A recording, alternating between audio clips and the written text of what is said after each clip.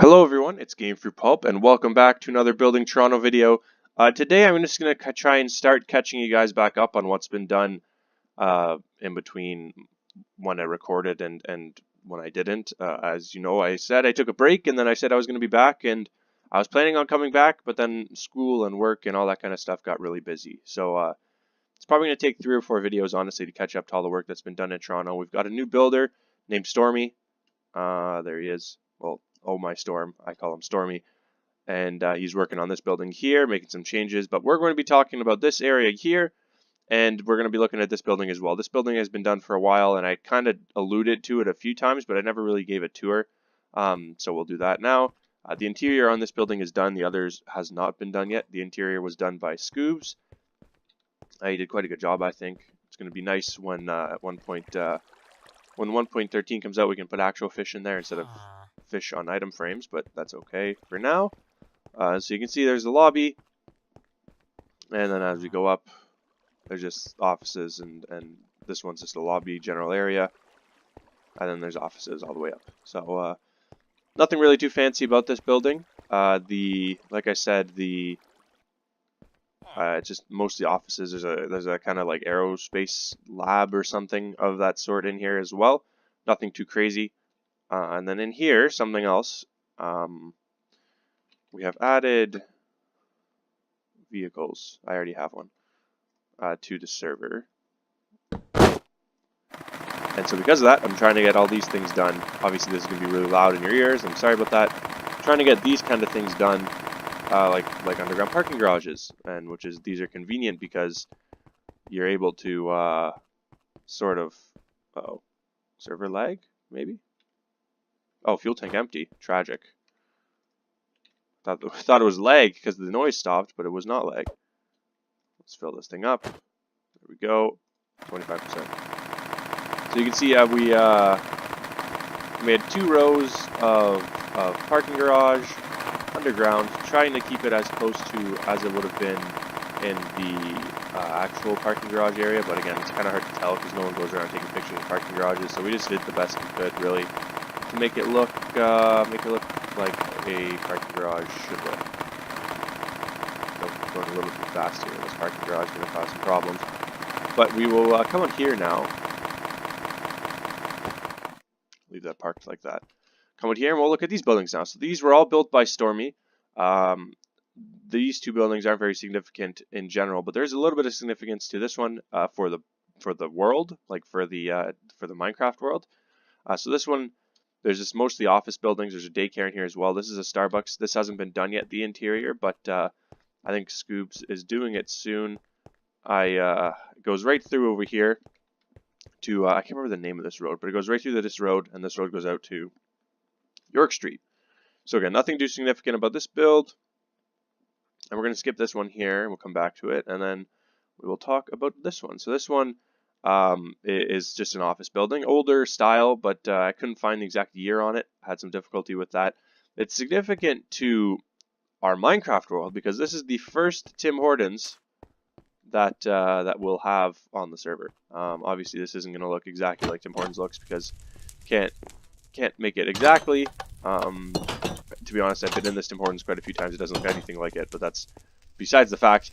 The actual Tim Hortons, the order desk is here, and then the seating and the bathroom goes over here, as well as all the way down there. But that's besides the fact. We're not going to be able to keep interiors as accurate as long as you can kind of put what's there in the actual build. I'm happy with that. And so here's our first Tim Hortons on the server, which I think is kind of cool.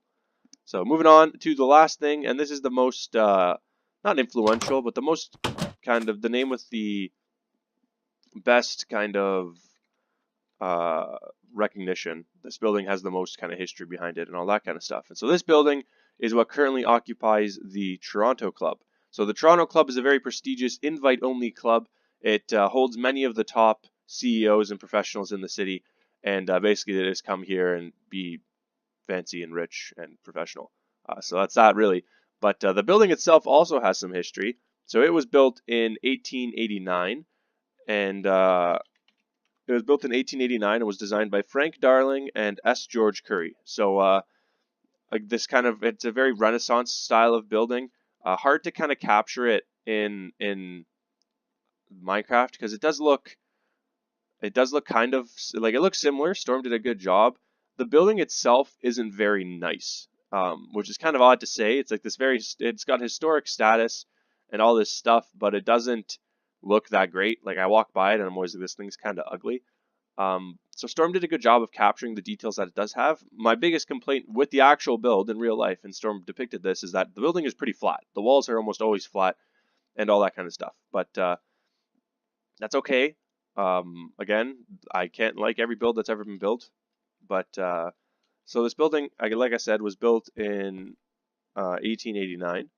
And it was designated a heritage property by the City of Toronto in 1984, and designated a heritage property by the Ontario Heritage Foundation in 2002. And so for those of you who are new to the series, don't really know what that means, basically the City of Toronto thought that this building had historical significance to the city in 1984, and the Ontario Heritage Foundation thought so in 2002. And so basically what that means is that they add sort of safeguards to the building to make sure that the building can't be demolished and turned into something else, or the building can't be severely changed, to try and preserve the historical significance of the build to the city in the case of the City of Toronto, and to the province of Ontario in the case of the Ontario Heritage Foundation. Now this doesn't mean that the building can never be edited at all. For example, if you fly over to this part of the map, the Toronto Stock Exchange was also designated a historical building, and so you can see what they did to get around that is they didn't edit the stock exchange, they just built around the stock exchange. And so that is something they could try and do over here with this building, but again, it would be more difficult because the stock exchange had a flat roof and that kind of stuff. You couldn't really do anything with it. So if they wanted to do something with this building, it would be pretty difficult. So that means this building will likely look like this for a long period of time, which is kind of cool because you never really know. With the City of Toronto, it's always growing, it's always expanding. We actually have a proposed condo development in Commerce Court South, which has been done now in the server world for a while. And if that gets built, it's like a 70-story condo. It's something that's going to be really tall, over the build limit for us. So things can always change, right? And so the purpose of the heritage designation for the City of Toronto and for the province is that they want to try and preserve history in Toronto and make sure that the city doesn't kind of demolish all of its history. But that is going to be everything for this video. I'm hoping to have probably another Building Toronto video later in the week, but not for certain. If I don't get another video out this week, I promise you there will be videos out the week after, because I do have a good amount of time next weekend to record. So I plan on recording quite a few videos that weekend and trying to kind of save up for the content that I want in the future. But anyways, if you're new to the channel and you enjoyed this video, first of all, if you're new to the channel and you enjoyed this, check out the older videos as well. I kind of do a video by video explanation of almost every build that's been done in the city, including the history and any kind of historical events that have happened in the building. So if you do enjoy the videos, be sure to check out my older ones. They're all in a playlist. And be sure to hit that subscribe button as well. If you're a returning viewer and you enjoyed, thank you for sticking around. Hope you enjoyed as usual. And if you did enjoy, be sure to leave a like and a favorite, and share the channel with some of your friends as well. It's always great to help the community grow a little bit, and all that kind of jazz. And lastly, if you want to check out the server, check out Building Toronto for yourself, you can join. The IP is in the description down below. It's anitsycraft.net.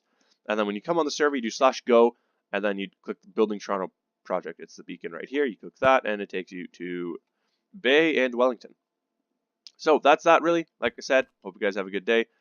Why is this here when there's trains in the server? Much better.